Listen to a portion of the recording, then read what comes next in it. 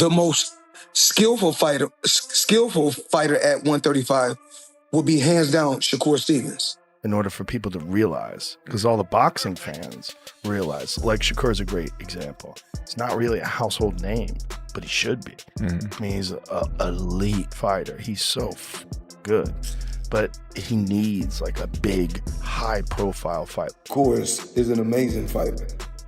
You know, he's gonna have a great career. Crazy skills, good boxing ability, and I will always be proud of him, always. You know, that's why, even like Shakur, you know, I had a chance to train him the other day in the gym. And he don't think that I should be the B side of this shit. But this upcoming fight. And he think I should be the A side. And he really felt strongly about it, but no, it is what it is, bro. I appreciate Floyd. That's my guy. I wouldn't never say nothing bad about Floyd. When Floyd Mayweather Jr. talks about Shakur Stevenson versus Teofimo Lopez, you pay attention because Floyd does not give praise for skill unless he truly means it. So Floyd, when you think about the fighters who are fighting now, can you give me your 1, 2, 3, 4, and 5 when it comes to the lightweight? The lightweight, who you would put where? Well, you got guys fighting between 130, 135, and 140. They stack, you know, around that area. So, I mean, as of right now, skills that pay the bills. The most skillful fighter at 135 would be hands down Shakur Stevenson. And what is it about him? Because I know he have a lot of good attributes, but do you think he has enough power to sustain? Well, it's really all about skills. Pernell Whitaker wasn't a huge puncher, but he was, I mean, very exciting, very tough, and he fought everybody. And Shakur is trying to do the same thing. He want to fight. Floyd clearly said that Shakur Stevenson is on another level technically, saying Shakur is more skilled and will outclass Teofimo using control timing and ring intelligence, and this carries weight because there is real mentor and student history behind it. It's like, yo, when you spar, I'm gonna come to the gym, I'm like, shit, I'm gonna spar at 4 o'clock. I really didn't think he was gonna pull up, but he pulled up. It means everything, his advice and listening to him in the ring. He calling out little shit. I'm trying to make sure I do what he says, so a hell of a blessing to have Bud, Floyd, all these guys backing me, and I appreciate them. I'm just trying to keep pushing it. Floyd has spent time in Shakur's camps, seen his training, watched his habits, discipline, and how he thinks rounds ahead, and that is why Floyd sounds so confident and calm. From Floyd's view, this is not about power or showmanship, it is about who truly understands boxing at its highest level.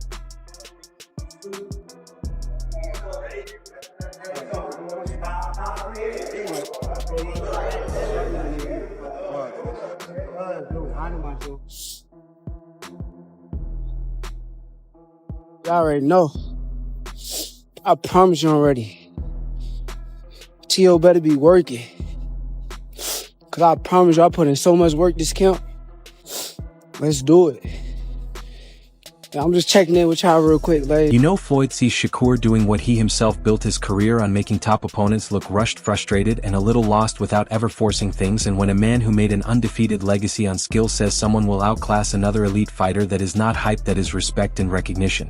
To say these days. Shakur Stevenson, well, of course he's now 135 after all that stuff, and then Devin Haney. Right, so why people even talk like he the best at, he didn't even fight at 135 yet. Right. He didn't even have power at 126, 30 or none of that. He is good.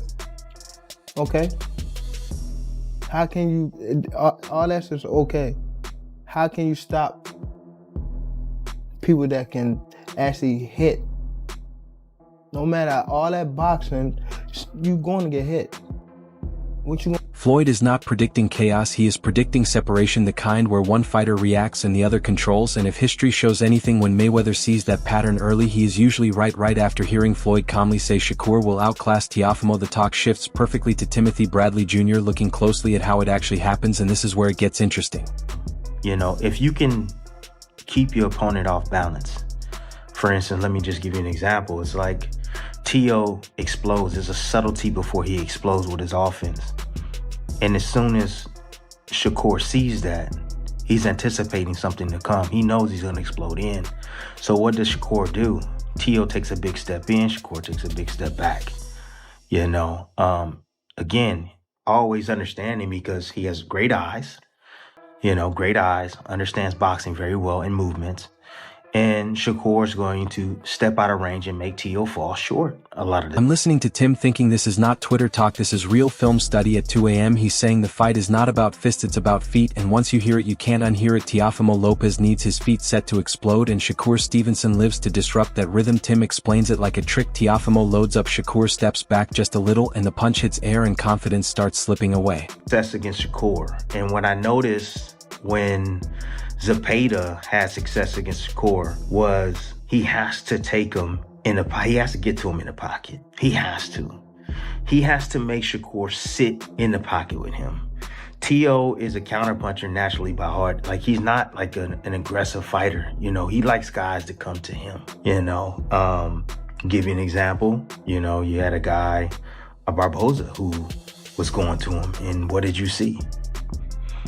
Shakur knows how to play that game of patience, the game of, waiting, the game of, drawing your offense out, because Shakur, he stays right between that outside and mid-range. And he's like one step away from getting out. And the interesting part is Tim is not saying Teofimo is slow or simple, he's saying his explosiveness gives a signal, and Shakur is the kind of fighter who reads signals like subtitles. I like how Bradley describes Shakur's style as calm but dangerous, because that's the trap. You watch him and think nothing is happening, then you look at the scorecards and see rounds slipping away. From Tim's perspective, Teofimo has to do the hardest thing for a natural counterpuncher: leap consistently. Explosions, man, and the quickness. I watched the big looping left, watch the big looping right. If you can get away from the first step, of Teofimo Lopez, and cut on an angle, he's going to be going exploding straight forward. There's times where Teo leaves his feet. I mean, there's a lot of flaws in Teo's game that I think a guy like Shakur, who's more disciplined, is going to be able to exploit. The jab keeps resetting Teofimo, the footwork keeps him off balance, and suddenly the fight feels longer than expected. Tim's confidence is quiet, not loud, it's precise. He's saying if this stays in the center of the ring, Shakur will slowly and legally drain the energy out of it round by round. And when a former world champion explains it that calmly, you realize this fight is not about surprises, it's about who controls the space you didn't even know you were losing. And that's not his strong suit. He's going to have to get really aggressive. He's going to have to get Shakur on the ropes. He's going to have to work his hands, speed, combinations, and do that as often as possible. Because if the fight is fought in the center of the ring, he's going to struggle. He's going to struggle if the fight is fought in the center of the ring, man. So the ropes going to have to be Teofimo's friend, meaning pinning Shakur on the ropes. That hand speed and running off those combinations is. And right after Timothy Bradley Jr. broke the fight down like a surgeon, mapping every move, Robert Garcia steps in and gives that grounded old school gym perspective that hits just as hard. I'm listening to Robert thinking this is why real boxing people talk differently. No yelling, no hype, just respect for two fighters who didn't wait their turn, they took it. He describes Shakur Stevenson versus Teofimo Lopez exactly as it feels: a high speed chess match where both are elite enough to cancel each other's best moves. And I love how honest he is about Teofimo, because that's the mystery. When Teofimo is focused, disciplined, and hungry, he's a nightmare. When he's not, doubts creep, and that's not hate, that's boxing reality. Mentality in boxing, his future. So hopefully we get the best Teofimo, the Teofimo that wants to be the best in the world, because we know Shakur is one of those. Shakur always comes in as best. He wants it so bad. So that's just gonna makes it.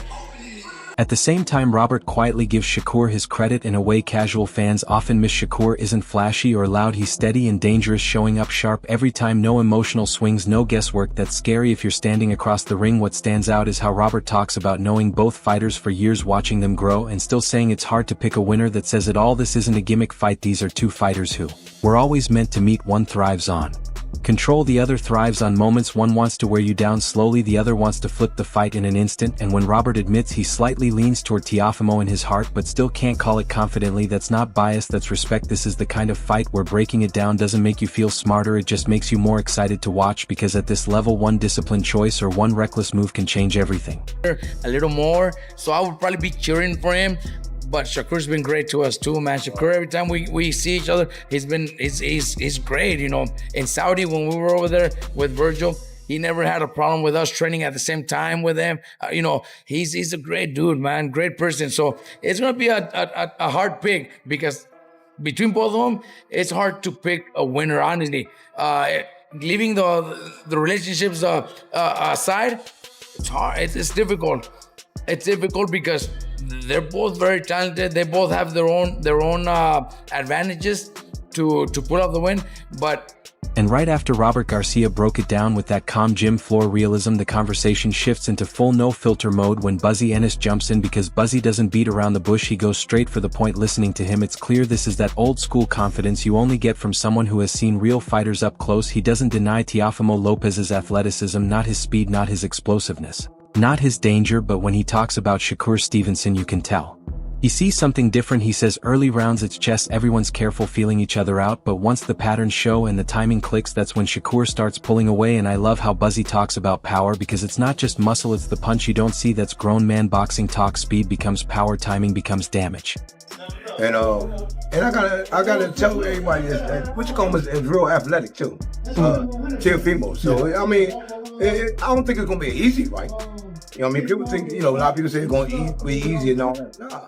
Teofimo can punch and he can box. And like I said, he's real athletic. So, you know what I mean?